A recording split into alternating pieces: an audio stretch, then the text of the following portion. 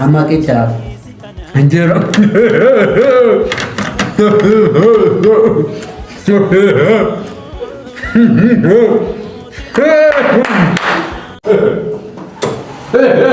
Abu Gia balik kibannya we. Oh iya.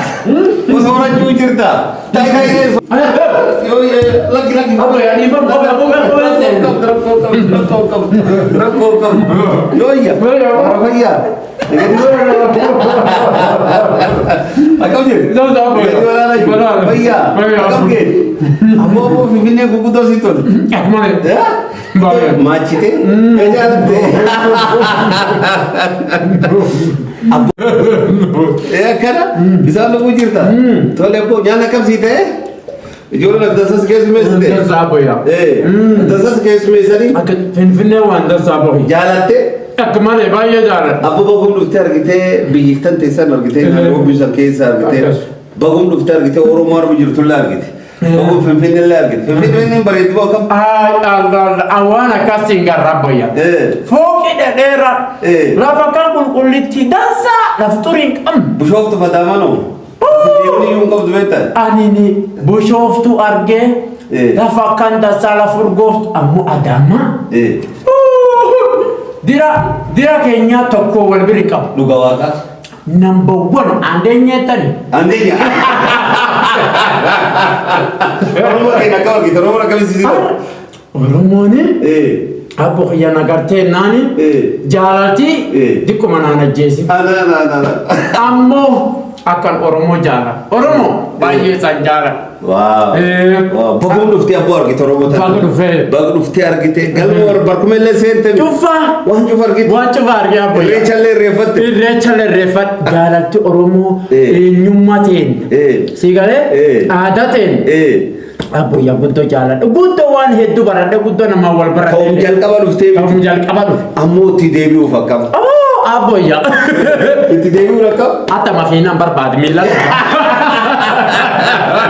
biyukum kanke biyidi dunten biyyitu kabisa ila irrana fin akan finfinne tanalle dufte mal oromo chufa kumisi kubachu barbado kubachu kabde jel ille duftas kubachu kabde laftite na abo ya kubat asi kubatte jati asi foda yu asu kezi jiru ila tajartille oromo be tawalla din kabde wanchu fin kabde wanchu fan sijala wanchu fan sigen rakko ngabu finne tanalle kot itidde oromo tu be targite na margite saganta dadda tu barbache saganta kan argite kolfat aba kan argite oromo leni barba akum gumin biran legam akas finfinne tanat dufte saganta dadda oromo kudo sijala twana nargerra Oromo asiti fi finfinne ta Ethiopia tifta Kenya waliti finne wan achito jannu asileti no jannu matadira laftite akana sraegam akas bagdufte bagadufe turte kan dansa jalatte akada sajara de simachana akada sana simatani abo yadu wasiti mo arkana furkar ekro galatu gudda qabta galatu gudda agarte wan basu nimben rabo fayasi ken amin nami to turi beta ani no jaka finfinne tawo abata enne be finfinne de maje ammo rabbi guddan obolesa guddan akhenne obolesa natati ada ki gudda kam ken nabe kun kam ken ati kun be tatabia tabat kunju finu ada kenalle agite afan kenalle agite wan guddo no mulis agite de woni sabami ni sijala agite kan ke jallami wan baif sijalan agite wan baile mo mambo dalle sirayre nami agite karan ni wo timbara karabai karan ke satu komodi kun karala fami akum salpa ergam guddan ta akum salpa agite loko dadda agite kaba chukenalle argite adalle wana dadda safudu dalle wamba enemi argite karala fa kanambarata akas argite ufati kan keti si chala argite nulle nilmano romo guddo gammanne akas galatu oma singo ne wallafa aboya guddo na jabe site arkana qabde rabbo fayyasi kenne jannatu firdaus si kenne akhira fa dunya le khairi chufa rabba hasi kenne fayyata amati teti wali adakiya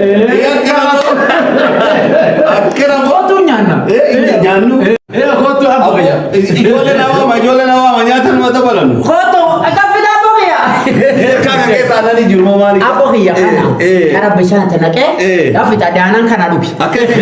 Horii buli deebala. Horii bula bo. Abbo anan iti tumo si anan iya mantan elbam. Horii buli deebala bo. Anan ko mejo ko. Gala. Abbo ijoollee nyaatu nuu ata baltuun nyaanna. Ijoolleen loo afi ijoollee.